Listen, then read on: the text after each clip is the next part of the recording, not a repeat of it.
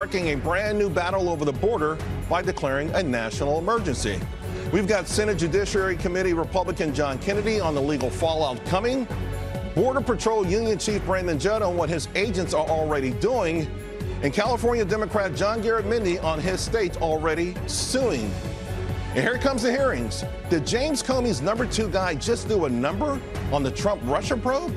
Why Democrat Mark Pence says yes, former Whitewater Special Counsel Ken Starr says no. And House Intelligence ranking Republican Devin Nunes says it's time to hold certain investigators accountable now. All three are here. And Amazon, local leaders lashing out, so now Amazon is out, ditching plans for a new headquarters in New York City and taking thousands of jobs with it. Are certain lawmakers really happy about this? We're on it. Plus, neither red nor blue is worried about your green as the nation's debt now $22 trillion and counting. But you wouldn't know it with another presidential election coming. Is this the national emergency everyone should be watching? Cavuto Live starts right now.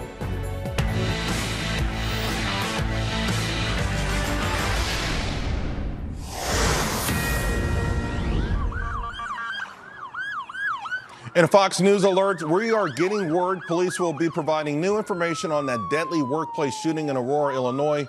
The gunman killing 5 co-workers at the Henry Pratt manufacturing plant before police killed him. 5 officers also wounded in the rampage. What are investigators learning about the suspect? A press conference will be getting underway at the top of the next hour.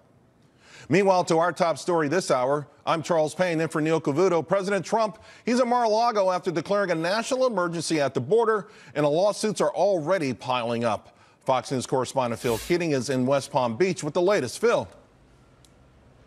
Good morning, Charles. Yes, those lawsuits filed by 3 Texas landowners as well as an environmental group, all protesting this border wall construction.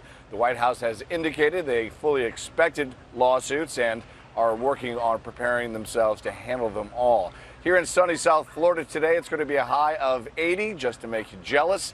And President Trump left his Mar-a-Lago Palm Beach mansion early this morning and has now arrived at Trump International Golf Club, where he is presumably hitting the links. Air Force One landed last night here in West Palm Beach right around 6:30 p.m. The president has no public events scheduled all weekend long. Earlier Friday at the Rose Garden, President Trump announced he was signing the budget deal, averting another partial government shutdown, however, also declaring a national emergency over the southern border with Mexico. And with that, he plans to take funds from other sources to get more money for the wall than the compromise legislation gives. What we really want to do is simple. It's not like it's complicated. It's very simple. We want to stop drugs from coming into our country. We want to stop criminals and gangs from coming into our country. The budget deal gives about $1.4 billion for border fence construction. The administration seeks extra wall money from here. $1.37 billion from Homeland Security, $600 million from the Treasury, $2.5 billion from the Department of Defense's drug program, and $3.5 billion from DoD military construction budgets. Democrats are wholly expected to challenge this national emergency declaration in the courts. In this joint statement by Senate Minority Leader Chuck Schumer and House Speaker Nancy Pelosi, quote, "This is plainly a power grab by a disappointed president who has gone outside the bounds of the law to try to get what he failed to achieve in the constitutional legislative process." Another challenge could come directly from California, the state which sees the biggest imprint of illegal immigration in their state. Governor Gavin Newsom, a Democrat, yesterday calling the border wall a monument to stupidity. But back to the lawsuit filed by the Texas landowners, eminent domain is absolutely going to be an issue in this whole deal. And the White House, via Sarah Huckabee Sanders yesterday, said they expected these challenges and they are preparing to defend them. Back to you, Charles. Phil, thank you very much. National Border Patrol Council President Brandon Judd has long supported whatever action the president wants to take to secure our southern border. So what does he think now? Brandon's with us. Brandon, it's on, right? President Trump finally invoking the national emergency powers. What do you make of the whole thing? Assess where we are at this moment. Well, I appreciate him in invoking national security.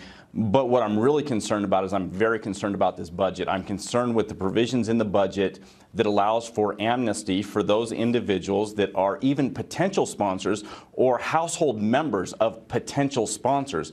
If history is a guide, this is going to allow more unaccompanied minors to work their way up through Mexico, which is very, very dangerous. It puts them in the hands of smugglers, and it's going to allow more UACs to come across the border illegally. If you look at people like Congressman Chip Roy, who was a federal prosecutor, U.S. attorney, when he says that there are some serious problems with this, we have to take a look at that, and we have to be very concerned. When Numbers USA, when CIS, when my organization is saying that there's some very serious concerns with this budget, we have to be concerned with how it's going to affect border security. Currently, how are the border agents handling the situation here, the spotlight, and even news of additional caravans heading our way? Our agents are doing a great job, and frankly, that is one thing that I'm very grateful to President Trump for, is I'm grateful that he's given us the morale boost that we need to go out there and do our job. When I put on my uniform next week, when I go out and I patrol the border, I know that I have an administration that has my back, that's going to do for my agents what's necessary for us to secure the border. So from that perspective, we're doing a good job. Our agents are doing a good job. We just have to get Congress to actually step up and do their job. In this budget deal, the Republicans got played. Yesterday, there was a Dan Crenshaw, a representative out of Texas, who I'm sure you know, put out a tweet and said, if you can snap your fingers and make the El Paso border wall disappear, would you? Later on, Beto O'Rourke, the former congressman and failed governor, Senate candidate there, was posed that same question. And he said, well, you know, 600 miles of walls and fencing have not demonstrably made us safer. And he would, if he could, snap his fingers and remove all of that. What do you make of that? That's dangerous talk, and Beto O'Rourke is just flat out wrong. If you look at the areas that I have patrolled in El Centro, California, in Naco, Arizona, where we built physical barriers, they worked. It caused illegal immigration to go down exponentially. It caused drug smuggling to go down exponentially. So if we look at what we've done, again, using history as a guide, it tells us that these physical barriers are in fact effective, and we need more of them. Again, we need about 300 more miles of primary fencing, and if we can get that, we're going to do a lot better job in fact securing the border. Brandon, thank you very much. Appreciate it. Thank you. So was this move necessary, or does it set up a slippery slope? Here now to discuss Run for America founder David Bernstein, Republican strategist Holly Turner, and Fox News contributor Deneen Borelli. Deneen, let me start with you. You know, one of the headlines that I saw, it changed, but for the most part from mainstream media, was that border apprehensions are at an all-time low. But I went and looked at the data, and they were actually referring to 2017. I don't know how they missed 2018, which saw a 16% increase. Nevertheless, the idea is that this was not an emergency, and that President Trump also is opening the door for future Democratic presidents to abuse the system. Well, there will be fallout anyway because it's President Trump, no matter what he says or does. I think this was a good call for him to call for this national emergency because this is about the safety and security of Americans. The stats are startling. All you have to do is visit the website of the U.S. Border Patrol Protection and look at the numbers of the drug traffickers, the human traffickers, the number of arrests that have been made, women and children who are exploited. These are serious issues that are happening on our border, and the president wants to address these issues. So he had to make this move because the Republicans, they had 2 years to do this, and they failed to make a move on something that is so crucial that's happening on our borders. David, how did this become such an issue? The idea, the notion that a sovereign nation doesn't have the right to fortify its border and provide protection for its citizens? Well, look, Democrats are not arguing for the most part that we shouldn't have border security. I think there's a legitimate debate about how best to do it. And the process by which we do it is important. This has been a bipartisan issue on both sides for a long time. I think the president's move here to say this is an emergency, there are a whole host of issues in our country that are an emergency. And it does set a dangerous precedent. We don't want to abuse the system. This is on dubious constitutional ground on a lot of people's account. A lot of respectable legal folks say that. So I think it does set a dangerous precedent that Republicans are going to be complaining about, I'm sure, back on this panel if we have a Democratic president in a number of years. Holly? Well, listen, an emergency it is. We have 70,000 people dying every year from drug overdoses. The majority of those drugs are coming from our southern border. So to say that it's not an emergency is just fundamentally false. We talked about the angel moms that, they've lost their loved ones. In the past 2 years, there were 4,000 arrests of immigrants who are here illegally for killing. So this is a national emergency. I can't think of another issue that would be more important for a president to sign. And look, if Congress didn't want the president to have such broad measures when they passed the National Emergency Act in 1976, they would have put some very specific parameters around what a national emergency is. But they did not do that. They had the opportunity and they chose not to. And if they want to rescind it, they can.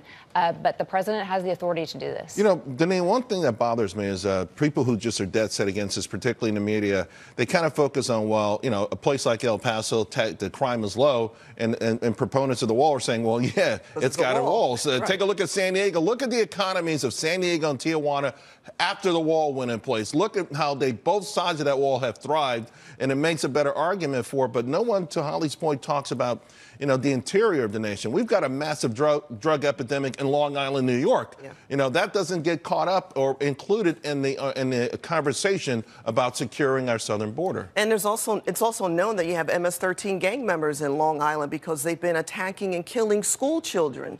So, and they're a threat to the neighborhoods and the society as a whole. But listen, this is about safety and security. I implore the Democrats to look in the faces of these angel families, to talk to these people and find out what they've gone through. What did they go through when they found out their loved one was killed, A, and B, when they found out it was at the hands of someone who should not have been here in the first place. They were at the press briefing yesterday. Right. I mean, listen, it was deplorable, to be quite frank with you, how the angel mothers and those families have been sort of dismissed by the media. But when you say there are other national emergencies out there, you know, this is not something where you don't have to, you know, we only could do one at a time. There are 31 national emergencies in existence, some that go back 40 years. The idea, though, that you acknowledge that we do want to have something done there. President Trump wasn't, I don't know, necessarily asking for a lot. That was a $300 billion spending bill in a $21 trillion economy. Right. Well, the problem exists on a couple fronts. Number one, if the president actually wanted to build a wall to secure the southern border, he's going to need a lot more money than even what he's put in this budget to do it. And on the other hand, if you're actually talking about solving this problem, this is a problem that has always needed a comprehensive solution that's more than about border security. To the very good points about drugs coming into our country, fentanyl is coming in from China just as much as it's coming in from it usually other goes places. To Mexico and then comes up, though, right? China sends it to Mexico and then it comes to our porous border. Right, but the demagoguing that this is somehow just a problem of a bunch of drug mules, like the plot of Sicario, which I think was the last. Well, isn't it interesting though? Even if none of that was on the table, the idea that we should have the right to secure our borders the same way every American has a right to have a lock on their front door, it just seems like a no-brainer to me. By the way, guys, here's an interesting thing I read. With these states, these national emergencies, they expire. They're supposed to expire every year. Right? Unless the president renews them. Senate and House, they have to meet every 6 months to decide and consider a vote of termination. Well, in 40 years, Congress has never met once. Not even once, let alone every 6 months. And that's why we still have national emergencies going back 40 years. But this is everyone's now worried about an abuse of national emergencies. Thank you very much. Hey, massive fallout after fired FBI guy Andrew McCabe says he and others discuss ways to get President Trump out. Now, his office, they're trying to walk that back a little bit, but is the damage already done? Democrat Mark Penn says, yes, we'll see what the former special counsel Ken Starr thinks. Both of them.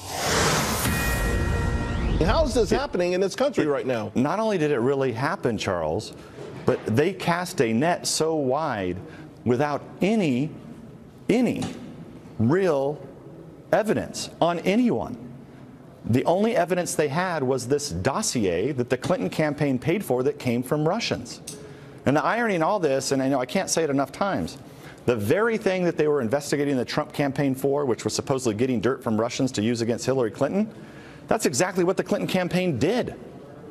And so, I hope that the new AG gets in there and he starts to clean house, and so that we can start to put the Department of Justice and the FBI back together again. Former FBI Deputy Director Andrew McCabe telling CBS Deputy Attorney General Rod Rosenstein raised high-level talks to consider how to kick the president out of office after Jim Comey's firing, and that Rosenstein was serious about his offer to wear a wire to record the president. Rosenstein denies it. But top Republicans are calling for hearings to get to the bottom of it. And now Andrew McCabe's office is saying, wait a minute, his comments were taken out of context. So what's going on here? Former Clinton advisor Mark Penn has some ideas. Mark joins us now. Mark, what a tangled web. Explain to the audience what you think is happening here. Well, you can see why this group has earned the title Deep State. First, McCabe is pointing the finger at Rosenstein for trying to invoke the 25th Amendment and wiretap the president. Rosenstein says, hey, I didn't do that. But McCabe triggered the obstruction investigation and independent counsel. And on what basis did he do so? Under, quote, the fear that he might be removed. He didn't do it on the basis of an actual crime that occurred. In fact, rather than being shunted away, McCabe was made acting head of the FBI. So rather than wait for a new FBI director to come in, be approved by the Senate, maybe look at these FISA warrants, maybe see that some things were amiss with this dossier, maybe see that Christopher Steele was fired for lying. Rather than that, they created the independent counsel so that they could have this investigation done by their own friends and supporters. And that's what was done here, and it's totally illegal. I want to read part of a statement that was released by McCabe's office yesterday.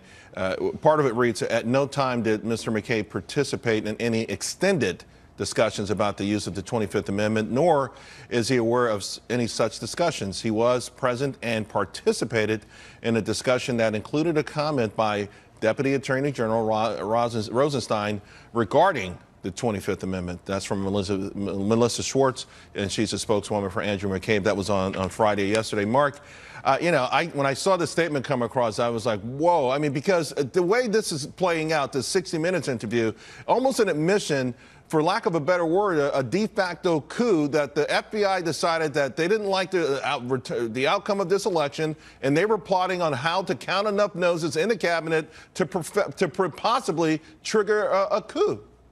Well, that's right. They didn't like the outcome of the election.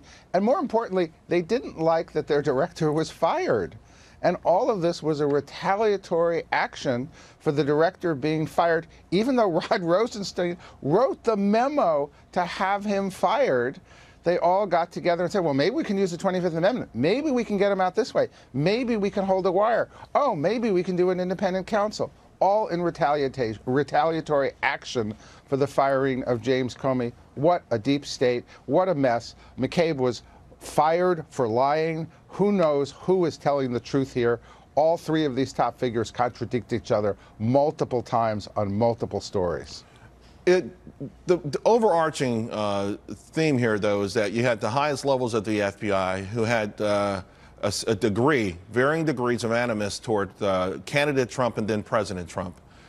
Some who had actually talked about taking actions if somehow he were to win the election. And then we get evidence that the FBI kicking around the idea of somehow invoking the 25th Amendment, getting 8 of 15 cabinet members, nose counting, if you will, to go ahead and try to remove the duly elected president of the United States. This is shocking stuff. It is totally shocking stuff. It is the making of movies like 7 Days in May. It is everything we grew up fearing about the people that we give the greatest trust to in the government. The 25th Amendment does not apply to the FBI. It applies to people in Congress, in the cabinet, for extraordinary circumstances, typically related to the health and of the President of the United States, none of which had any application here whatsoever. The whole thing is incredible, but even if they didn't use the 25th Amendment, What they did was trigger a series of things that now has created a 2-year investigation. And look, there's a new attorney general coming in. And look, the attorney general should tell Robert Mueller, hey, wrap this up, get out your conclusions. And you know what? If you want to continue investigating, how about having Democrats and Republicans on your investigation team? How about having a balanced team in order to have credibility? Make some changes that are constructive if Robert Mueller isn't ready to finally give his report and move on. Mark Penn, thank you very much. Thank you. Protesters got their way, but what about the 25,000 people who were hopeful of getting a new job when Amazon came to town in New York City? The online retailer, though, packing up before they could even deliver. Next. I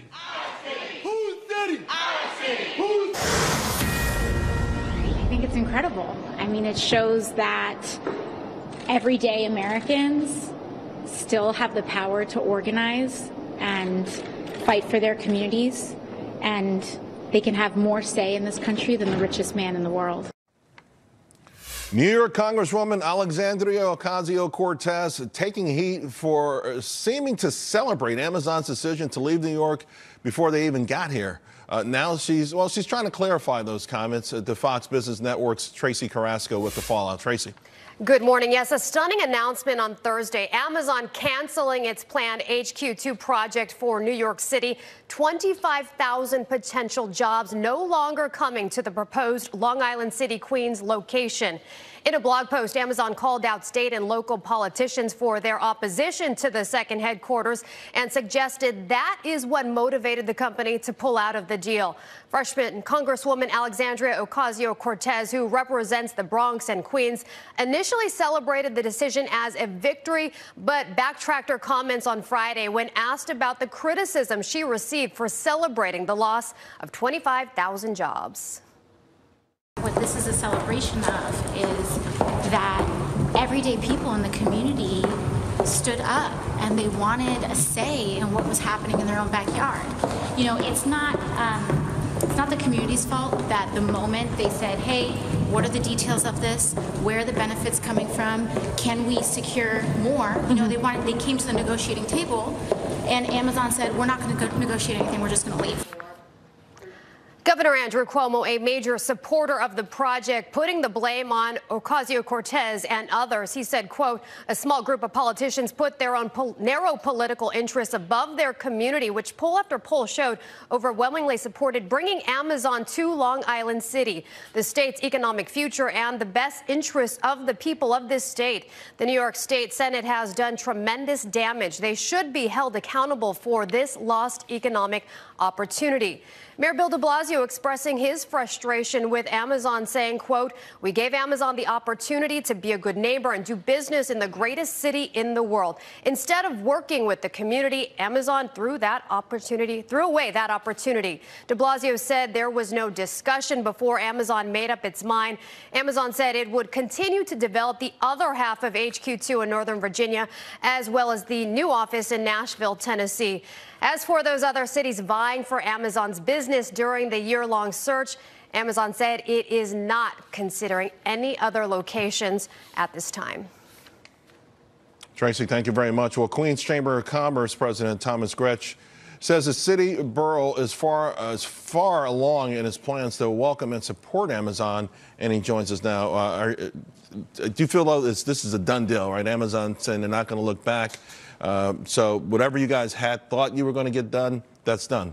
Good morning, Charles. Thanks for having me this morning. I don't think you never say never, especially in the city of New York. I think there's just been such a groundswell since the announcement on Valentine's Day regarding this. All day Friday, we got calls to my office, emails, texts, and that includes members of the formed Community Advisory Council of 45 people, including people from the neighboring housing projects at the Queensbridge houses that were deeply, deeply committed and deeply, deeply involved in every aspect of this.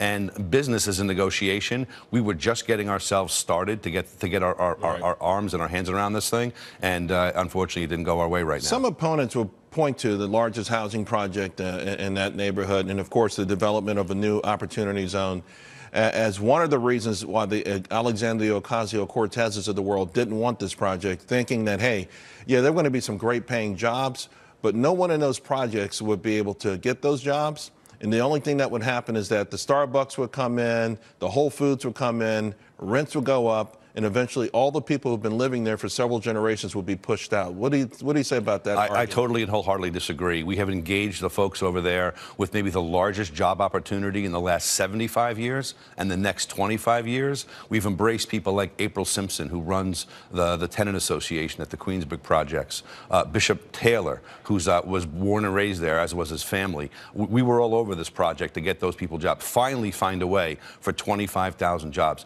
Let me just say, too, people in the chambers of commerce business, people like me in the Bronx and Brooklyn and all the other ones, the lengths that we go to keep a company of 50, 25 people to stay in the city of New York would astound most people, instead of having them go south or to Connecticut and New Jersey. Well, on that note then, Thomas, does it bother you a little bit that there aren't lower taxes offered to smaller businesses? In other words, you know, a lot of people are saying, golly, the richest man in the world, does he need $3 billion break? And what about the person that wants to open up a local T-shirt shop? Is there something inherently wrong when these big companies can get all of these sort of tax breaks and a small business or would-be business can't? I do not agree with that position. The New York City Department of Small Business Services has some great programs to help, and that's but the tax policies, the breaks. I mean, it's.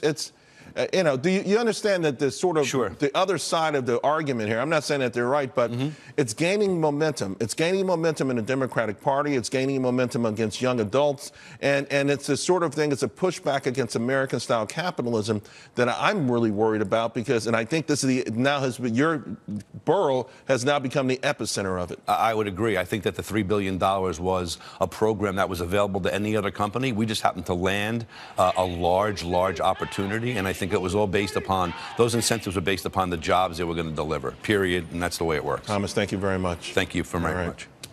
A national emergency that isn't getting any headlines. No, I'm not talking about the border wall, but it does involve government spending. Find out how a major problem just got a whole lot worse. Next. Hampshire, Booker and other 2020 hopefuls promising and supporting new big government programs from Medicare for All to the Green New Deal. That just as our national debt tops $22 trillion this week. Congratulations, America. Now, neither party really talking about cutting spending. So is this the real national emergency? The Fox News contributor Jonas Max Ferris, Fox Business Network Susan Lee, and CPA market analyst Dan Geltrude. Susan, let me start with you. $22 trillion and counting.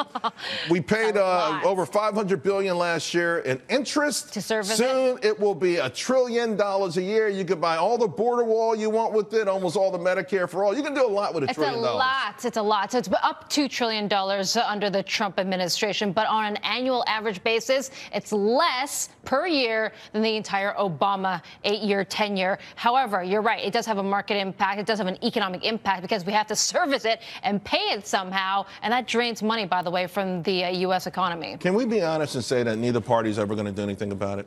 I mean, are we inevitably going to have to hit the cliff? You know, listen, in Greece, you know, there was someone out there for years in Greece. And guys, we can't just keep paying 14 months of salary for 12 months of work. We can't let people go on 5 months vacations. We can't let people retire at age 50 because they worked in a beauty salon and dangerous hair chemicals. We can't keep doing this. They still hit the wall. Yeah, well, we're going to hit a wall. I don't know why. It used to be the thing that the other party who was out of power would bring up. But now it's like they're kind of off that. It's a little bit more about what we're going to spend money on. In fact, the thing that bugs me the most about the Democrats about this is they're not even playing there's inequality. And they've talked about raising taxes. There's been a lot of tax proposals. But their spending proposals are bigger than the tax proposals. So the problem's not going to go away. Funny thing is the European countries that have all these social programs, the free health, they have lower debt to GDP ratios than America, and they borrow at lower rates because they have this under control. We're the ones who've lost control. The Democrats who want to go into a socialism type model don't have a plan that has the tax revenue base of a European country. I would say the U.S. is still more contained than, say, not Europe, but China and Japan at 250 Japan's of debt to GDP. Really the only major economy. China's also at 260, 280 as well. The difference is a country like Japan and most of Europe borrows at negative interest rates. We do not have that luxury. Getting to your $500 billion we borrow at fairly high rates now relative to the rest of the world who has their debt under control. So our interest payments as a percentage of GDP, which is really all that matters, Japan has a negative interest rate, doesn't matter, is a problem area that's going to get really bad if the rate goes higher. You're a numbers man. A few years ago, these numbers shocked us. When we first saw that debt clock, we were like, whoa, you know, I mean, this is something almost everyone agreed was a major, major issue. We've become numb to them, but you're a numbers guy. I mean, talk about the impact of this. Yeah, I think we have become numb to it, even though I am a numbers guy. Nobody's talking about it anymore, Charles. If you go back to 2001, you had the national debt running at 31% of GDP. Now we're up to 76% of GDP for our national debt. It's unsustainable. 10 years from now, security amount that would take. Right. But why? So when someone watching saying, but then someone watching saying, okay, you know what? We've been warned. Like maybe we overwarned people. Maybe we were too hysterical about it because we didn't go over a cliff, and now it's the boy who cried wolf. I mean, you know. So how do? This is a huge issue. It's a huge emergency, and no one's talking about it. Because the number is too big, Charles. And let me tell you what I mean by that. If you took the average person and said, you have $50 million worth of credit card debt, you know what they'd say? Who cares? I'm never going to be able to pay that. Unfortunately, I think our national debt is getting to such a number, we realize we can't pay it. So are we going to go off the cliff? Yes, we're going to go off the cliff before anybody's going to do anything about it, because politicians are buying votes, re-electionism, right, through all this spending. That's never going to end unless we're going to do something really bold like term limits. On the Democratic side, the number one issue is that the Earth's temperature will get 1 degree warmer in 100 years. Well, you know, we're looking at $22 trillion in debt in our face right now, and yet that can't elicit any sort of anxiety or fear. Are you talking about the Green New Deal? Which all of these deals that, you know, it's just, Kamala you know, the Harris, emphasis $3 is on spend in an effort to curb something that may happen 100 years from now, when there's no way this can be sustainable any length of time beyond. Well,